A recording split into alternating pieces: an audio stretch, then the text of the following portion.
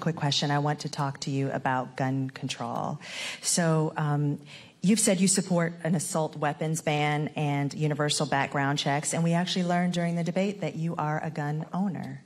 But in cities like Philadelphia, handguns are responsible for most homicides and violent crime. The most recent FBI data shows handguns were involved in 59% of murders in our country. How will you address the issue of the use of handguns? Because a push for an assault weapons ban only addresses a significant but small part of the problem. So, first of all, yes, I am a gun owner, and Tim Walz is a gun owner, and we're not trying to take anybody's guns away from them. But we do need an assault weapons ban. Assault weapons are designed to kill a lot of human beings quickly, yes, and have no place, and have no place, I'm going to get to it. Yes. And have no place on the streets of a civil society. We need universal background checks, which, to your point about handguns, is about saying that it is just reasonable to want reasonable gun safety laws that say we should do background checks that we ought to know. It's just reasonable. You might want to know before someone can buy a lethal weapon if they've been found by a court to be a danger to themselves or others. You might just want to know. And respectfully, we do understand that. But you're asking yes. about... I'm asking specifically about handguns, because many of those handguns aren't purchased in places. Universal background checks apply to handguns. Yes. They do. But in many instances, those handguns aren't even bought lawfully. Yes. Which is why I also have been very adamant for years. In fact, I myself protested at a gun show probably 10, 15 years ago about the gun show loophole and why we need to close that. Because what ends up happening is that gun shows at flea markets, gun dealers are not, under existing law in the past, required to register their sales.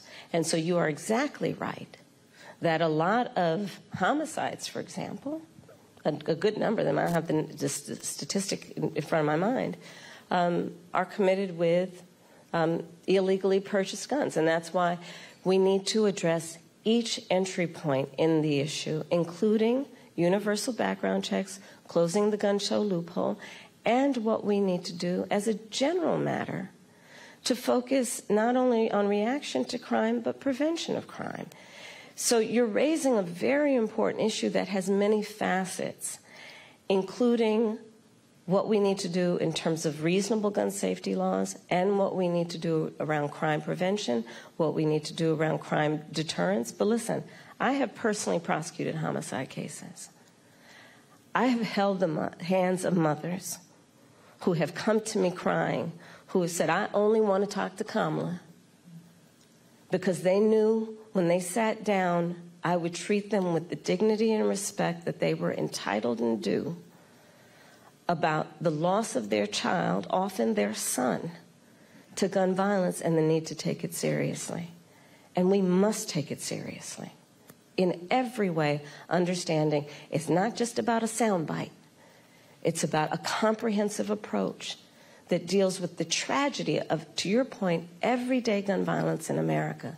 It's real. It has had a profound impact in terms of trauma that, for the most part, has gone undiagnosed and untreated.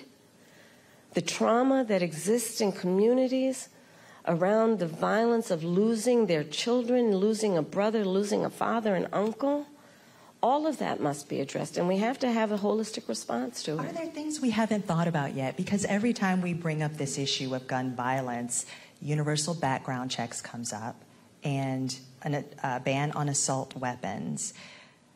Are there other solutions that you're also thinking about that will get at this issue? Absolutely. For example, part of what we did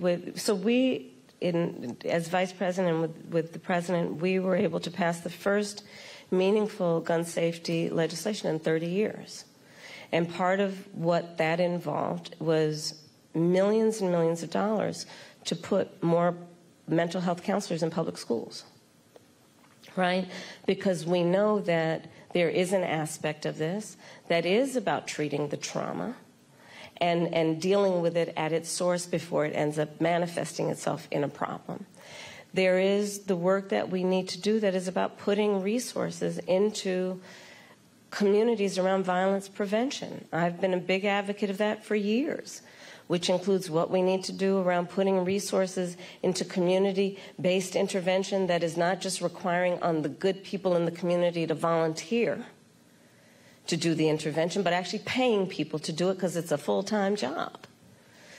It's about understanding what we need to do to, again, understand that, to your point, we have to have a holistic response to this issue and prioritize it instead of reacting to the tragedy that, sadly, they are too predictable. Let's all agree, enough of that. There are very few solutions that we haven't thought of. We need to put the resources into them.